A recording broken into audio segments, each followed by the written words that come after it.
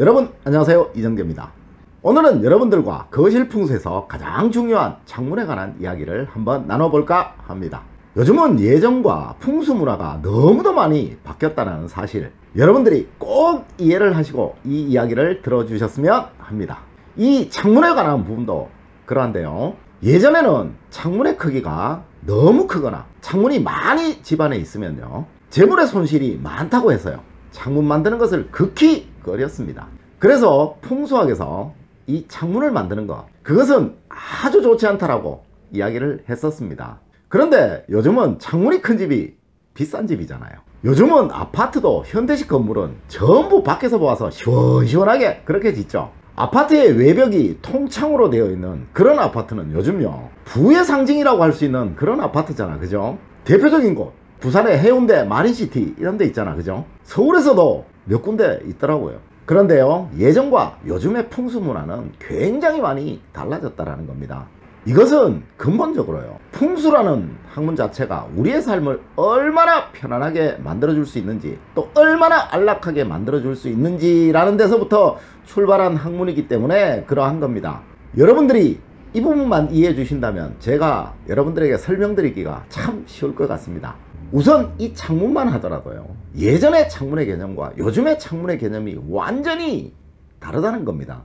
예전에는 문에다가 창호지를 붙여뒀죠. 그래서 그 창호지를 통해서 들어오는 빛이 충분했다라는 겁니다. 그러다 보니까 채광 효과 역시 충분했다라는 겁니다. 그리고 또 예전에는 이 문을 열어두기가 굉장히 쉬웠습니다. 그러다 보니까 환기 효과 역시도 충분했었다라는 거죠.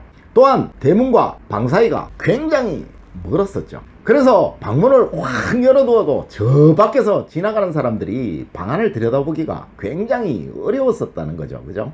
그러다 보니까 우리의 이 프라이버시를 지키는 영역 역시도 충분했었다라는 거죠. 그리고 또한 이 방문으로 사람들이 드나들 수도 있었죠. 그러다 보니까 이 문이 출입문의 역할까지도 충분히 다 담당할 수 있었다라는 거죠. 이렇게 예전에는 이 문이라는 것이 창문의 역할까지도 다 담당을 했었기 때문에요, 굳이 창문을 또 하나 더 만들 필요가 없었다는 거죠. 그런데 지금은 아파트든 단독주택이든 이 문이라는 것이 출입문의 역할만 하는 것이죠. 또한 그 역할만 하도록 그렇게 설계가 되고 또 만들어지고 있다라는 겁니다.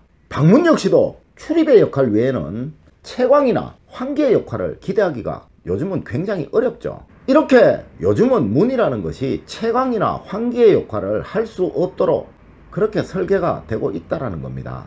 여러분들의 집 역시도 똑같을 겁니다. 그래서 요즘은요, 아파트든 주택이든 이 창문이라는 것이 채광과 환기의 효과를 충분히 낼 수 있어야 하기 때문에요, 이 창문의 설계와 구조, 이거 역시 굉장히 중요하게 여겨지고 있다는 겁니다. 요즘은 이 창문이 없으면요, 집 안으로 빛이 들어올 수가 없게 되어 있죠. 당연히 건강에 굉장히 해로울 수밖에 없다라는 거죠. 만약 집안에 창문이 없다면요, 우울증에도 걸릴 수 있을 것이고요, 성격장애나 공황장애로 굉장히 고생하시게 될 거예요. 여러분들 역시 늘 어둠 속에서만 살아야지만 되겠죠. 요즘은 현관문으로 햇볕 들어오게 만든 집, 그런 집 없잖아요. 그렇다면 이 창문을 어떤 방향으로 설치를 해야 되고, 또 어떤 크기로 만들어야 되고, 또 어떻게 설치를 해야만 할까요? 여러분들이 새로운 집으로 이사를 하신다면요, 이 부분은 반드시 고려를 해야만 하는 사항입니다. 또 현재 여러분들이 살고 계신 집에서요, 여러분들의 가족분들 중에서 성격의 변화나 건강상의 문제가 있으신 분이 만약 있으시다면요, 이 부분을 반드시 신경을 쓰고 고려를 해야만 하는 사항이라는 거죠. 이 창문을 조정해 주는 것만으로도 여러분들 가정에 성격 개조나 화목 이런 것들 전부 만족스럽게 만들 수 있다는 겁니다. 첫 번째로 우선 창문의 방향부터 한번 살펴보도록 하겠습니다. 창문이 만약에 북향으로 되어 있다면요, 찬바람이 굉장히 많이 들어오게 되겠죠. 당연히 단열이 아주 잘 되는 그런 집이 아니라면요, 이 창문 사이로 찬바람이 굉장히 많이 들어오게 될 거예요. 또한 이 바람은 굉장히 찬바람이기 때문에요, 특히 여성분들에게 굉장히 건강상 해로움을 준다라는 겁니다. 여성들이 가장 많이 쓰는 데가 부엌이죠. 특히 이 주방 창문이 북쪽으로 되어 있다면요, 그 주방 창문에는 반드시 커튼을 달아 두셔야지만 된다라는 겁니다. 또한 만약 이 창문이요 남쪽으로 되어 있다면 하루 종일 뜨거운 기운에 노출이 되어야만 될 거예요. 특히 여름에는 굉장히 뜨거울 거예요. 이 거실로 들어오는 햇살이 너무너무 강렬하고요, 너무 뜨겁다면 이 거실에 사람들이 머물기가 쉽지가 않겠죠. 당연히 이 집은요 가족 사이에 대화가 거의 없는 집이라고 판단할 수가 있을 거예요. 거실이라는 곳은 누구나 편안하게 머물 수가 있는 곳이라야지만 하겠죠. 그래야지 가족 간의 이야기도 많이 하고요, 그 이야기 속에서 가족 간의 정이 많이 쌓여가게 되는 법입니다. 그런데 거실에 잠시 앉아 있는데도요 햇살이 너무 많이 들어와서 뜨겁다면 이 거실에 사람들이 앉아 있기가 힘들겠죠. 당연히 이 집은 가족 간에 대화가 없어지게 될 거고요, 또한 가족 간에 서로 단절되는 그런 현상이 벌어지게 될 거라는 거죠. 또한 창문이 서쪽으로 있다면요 늘 햇살이 지는 것만 보게 될 거예요. 소멸해 가는 기운, 서늘한 기운, 하강하는 기운에 여러분들이 노출될 수밖에 없다라는 겁니다. 이렇게 창문이 있다면 이 가족은 활동적이지 못할 것은요 당연할 거예요. 또한 긍정적인 에너지가 없는 집이 될 것 역시도 당연할 겁니다.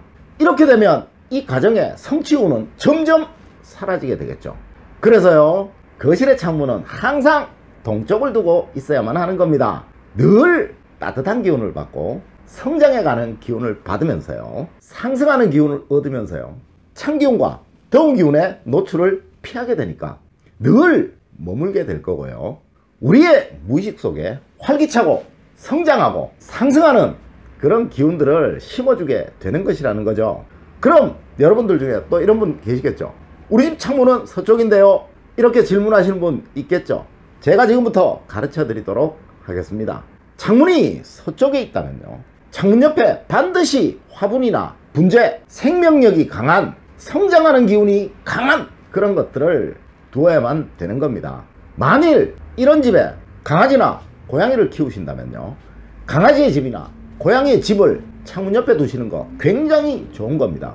이 강한 생명력으로 소멸해 가는 기운을 중화시켜 줘야만 된다라는 겁니다. 만일에 여러분들 가정에 창문이 남쪽으로 되어 있다면요 거실에다가 반드시 수족관이나요 물에 가는 것을 연상시키는 것을, 또는 물로 만든 조경들을 배치해 두어야지만 된다라는 겁니다. 또한 창문이 만약에 북쪽으로 되어 있다면요 반드시 거실의 소파는요 따뜻한 계열의 천소파를 사용하셔야 하고요, 차가운 계열의 가죽 소파는 절대로 사용해서는 안 된다라는 겁니다. 다음으로 창문의 크기입니다. 세로로 긴 창문은 성장하는 기운, 활기찬 기운, 역동적인 기운입니다. 또한 가로로 긴 창문은요 안정적인 기운, 편안한 기운입니다. 만약에 우리 집 창문이요 서쪽에 있다면 세로로 긴 창문이 좋겠죠. 그런데 만약 우리 집 창문이요 동쪽에 있다면 가로로 긴 창문이 좋겠죠. 그런데요 문제는 창문이 서쪽에 있는데 가로로 긴 창문이라면 반드시요 창문 옆에다가 성장하는 기운, 살아나는 느낌, 활기찬 느낌을 주는 그 어떤 것인가를 반드시 갖다 두어야만 된다라는 겁니다. 제 말 이해하시겠죠? 그렇다면 가능하면 이 창문 옆에 화분을 많이 갖다 두시는 거 굉장히 좋은 방법입니다.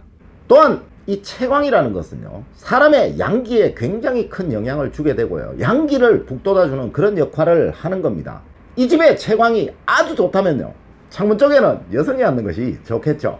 남성은 안쪽으로 앉는 것이 좋을 거예요.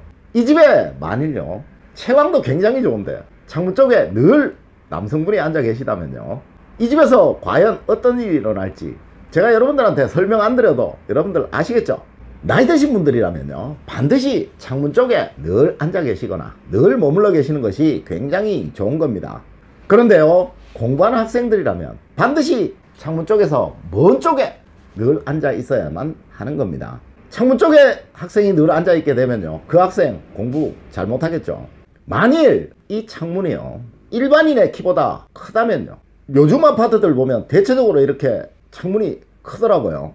늘 3분의 1 정도는 항상 커튼으로 가려두어야지만 되는 겁니다. 그런데요 창문이 만약에 일반인의 키보다 작다면 절대 창문을 막아서는 안 되는 겁니다. 자, 이렇게 제가 오늘 여러분들에게 창문의 크기, 창문의 방향, 창문을 어떻게 써야 되는지에 관해서 이야기를 해드렸습니다. 옛날의 경우와 달리요, 요즘은 이 창문이라는 것이 채광, 환기 담당하는 아주 중요한 것입니다. 이 환기라는 것은요, 집안의 기의 흐름과 굉장히 밀접한 관계가 있습니다. 또한 우리 건강에도 직접적으로 영향을 주는 굉장히 중요한 것입니다. 서두에서도 제가 말씀을 드렸지만요, 예전 같은 경우는 방문이 채광, 환기, 출입의 모든 역할을 다 혼자 담당을 했으니까요. 그러니까 창문을 만드는 것을 옛날에는 극히 꺼렸습니다. 그렇지만 요즘 같은 경우는 완전히 다르죠. 이렇게 채광과 환기를 담당하는 여러분들 집에 이 창문을 여러분들의 건강과 여러분들의 기의 흐름에 아주 좋도록 만들어 주시기를 부탁드리면서요, 제가 오늘 여러분들에게 가르쳐 드린 대로 똑같이 하셨어요. 여러분들 가정에 늘 행복과 사랑이 가득하시기를 기원드리겠습니다. 늘 올바른 학문과 올바른 지식을 여러분들에게 전하도록 노력하겠습니다. 여러분, 오늘 긴 시간 감사드립니다. 감사합니다.